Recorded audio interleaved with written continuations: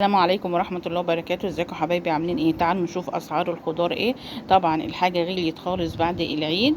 تعالوا نشوف البدنجان الحشو بكام النهاردة. البدنجان ب15 جنيه. هي دي الحاجة الوحيدة اللي نزلت، كانت ب25 بقت ب15. البامية الكبيرة ديت انا جايباها ب35.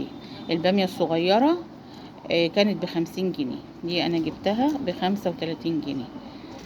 جبت كيلو ورجعت تاني قلت يا ريتني كنت جبت 2 كيلو، حتى كنت خزنت الايه الباقي.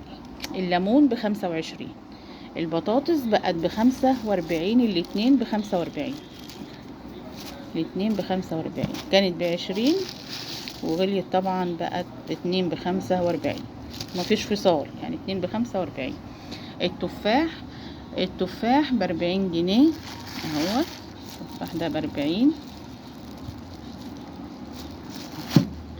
هنا البدنجان الاسمر هنا ب15. الفلفل ب20. الطماطم برضو شدت شوية، كانت ب10 قبل العيد، ب2 ب25. العنب ب35، وفي ناس بتبيعه ب40. يعني الست دي عارفاني شوية باخد منها فادتني العنب ب35، لكن هو بينباع ب40. البطيخ بيبدأ من 70 ل80 ل120، تبع الحجم اللي انت هتاخديه. مفيش حاجة بقى تانية في السوق. الفلفل ب20 زي ما قلتلك. مفيش حاجة تانية بقى في السوق. خضار يعني يعتبر خضار، مفيش حاجة. هو البدنجان اللي موجود والبامية.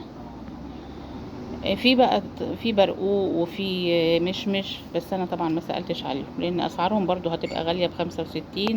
وطبعا احنا كفاية علينا بقى البطيخ، الشمام برضو ب15، والتفاح ب40، والعنب ب35.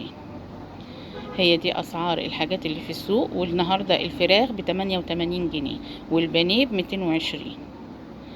اعملوا لايك بقى واشتركوا في القناة، والسلام عليكم ورحمة الله وبركاته.